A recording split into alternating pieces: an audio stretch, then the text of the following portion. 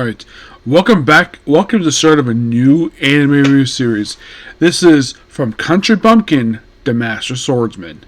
Anime review, episode number 1. This episode is called The Old Country Bumpkin Goes to Capital. Yes, it's definitely a light novel series. Now, I should point out though, this I actually had to watch non-Crunchyroll or High Dive. Nope, I went to Amazon Prime to basically watch this one because that's where it is, Amazon Prime, which makes it the first anime I've seen from this particular streaming service. May I pay for it? Yes, I do technically pay for it as part of the Amazon Prime stuff. The other person I know who uses it regularly is my mom because she likes basically watching the stuff on there, which is fine. I have no issue with that at all. But this is basically, I pay for it, so I should have right to use it. I have kind of used it a little bit here and there, but this is actually the first time I watched a full episode. So, the main character's name is Byro. He has a tiny little white streak in his hair. He's a guy who I think he's like 40-ish, I'd say. He looks like that anyways. So, we start the episode off where he is basically practicing his swordsmanship. He's basically the instructor's dojo, where he's like swinging his sword about, just keeping up basically the pace. And his father's like, "Will you give me a grandchild, please?" Because he's basically egging him about the whole grandchild thing.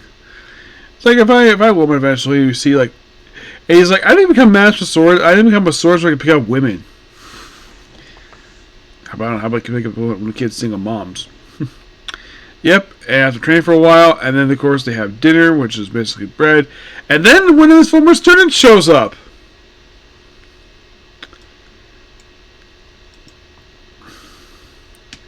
A woman named Acelia Citrus. Yes.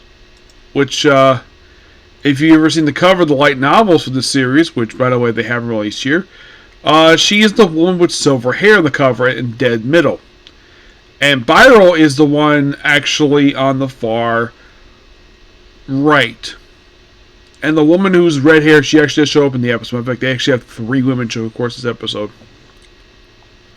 So, as soon as you're like, "Oh, I must have recognized you," because basically she's a bit older now. She's the knight commander, and she's come with an appointment with him. Basically, by the request of the king, he's become the instructor, the special instructor for the Lemurian Knight Order. And, we're arranged a little schedule, so it's not interrupting basically days the dojo's open. So basically, it's like, goes to the capital. And of course, he mentioned, she also got the sword that she gave. By the way, I remember reading this in a light novel. This is all from like chapter 1. This episode, I think, is like the first like couple chapters. I think it was, first couple chapters. So she, of course, kept the sword all this time. Of course, she introduced herself to the knights. He basically gets a small introduction, and then we see another former student of his, Serena, this short blonde-haired girl who only taught with him for 2 years, which, yes. By the way, also, I forgot to mention here, Amazon Prime decided to release a dub the same day as the actual episode. Don't see this very often. So, in the dub, Byro is voiced by Corey Yee. Alicia is voiced by Ashley Bell. Serena is by Chestia Karus. They do have, like, one other person in the episode. They'll pop up a little later. So, full title someone, as I will country master swordsman, he's basically also my Hacha disciples are all grown up now, and they won't leave me alone, which is so funny. Yeah.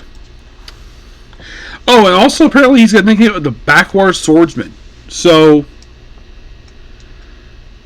then of course, basically like, after, of course, they walk it. Then of course, Pitt comes back to his house after spending a day there and finds out, a former student of his is staying in his house, and he is taking over the dojo. Yep, this happened in book 2.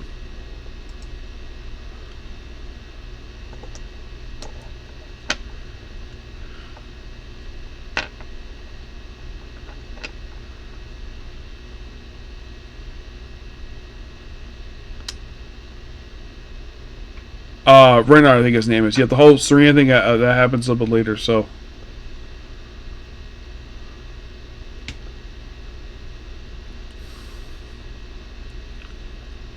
oh, Carney is basically the one he sees first, and then he sees Serena. So, then of course, basically after he comes back after seeing that his former student's got a baby now, he's a platinum adventurer, he's retiring, and then he's told to move to the capital. And his father's like, "Don't come back to give me a grandchild." So basically, and then we have, well, then we have Alicia, where she's basically helping get some lodgings, can't stay in the fancy hotel before, and then just by sheer coincidence, around the Serena, which apparently he hasn't seen her in 20 years, and she's going to be a very beautiful woman, also very muscular. Yeah, because when the anime draws her, is that she's got like a six-pack. And of course, they go to the room, and then of course they have this one guy named Hembritz. He's basically, it seems like he's like a son of a noble who just happened to be the vice commander of basically a night order. But he respects the fact that he was teaching one chess how strong he is, and they have a really good fight here, which they use tad, like if you watch the episode itself, the animation is gorgeous. It looks very similar to Mushoku Tensei. You probably almost take it for being the same franchise of Mushoku Tensei because of how the characters are drawn. You probably would think it probably by the appearance wise, it looks like it was made with the same student made that one.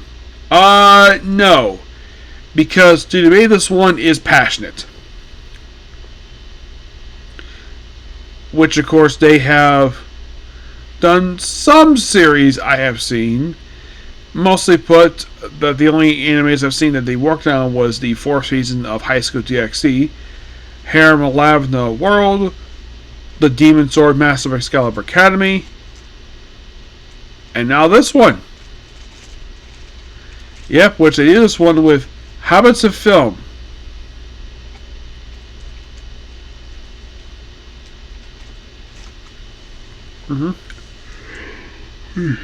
Yeah, and by the way, the 6 volumes actually is here back in April. Actually, it actually just came out. Yeah. And of course, there's a little spinning. One point, he knocks the hilt of his sword against his chin, but the guy's got no problem with it. And then, of course, the guy does lose. You can see his defeat. And then afterwards, basically decide, this is going to be quite interesting. And, well, that's kind of the episode. And let's see if I'm forgetting anything.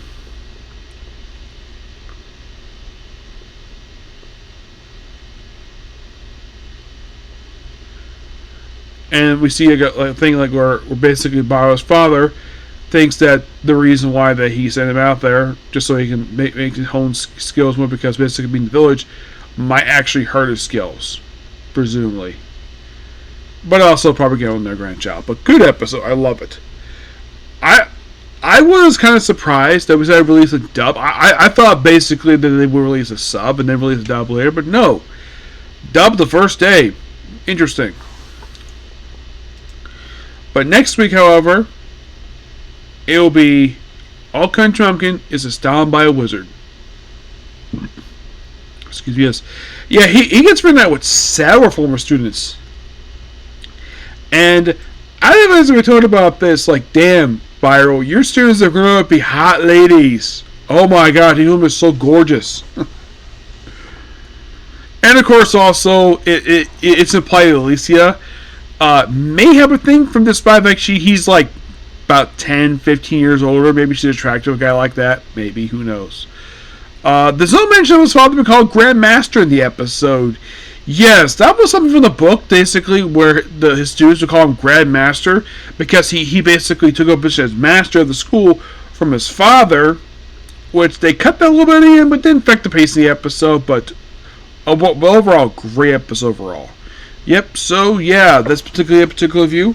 Please be sure to like, comment, subscribe, turn notifications. So, next up, basically, we have is a comic corner, and then I'm going into One Piece. Okay, next video, bye.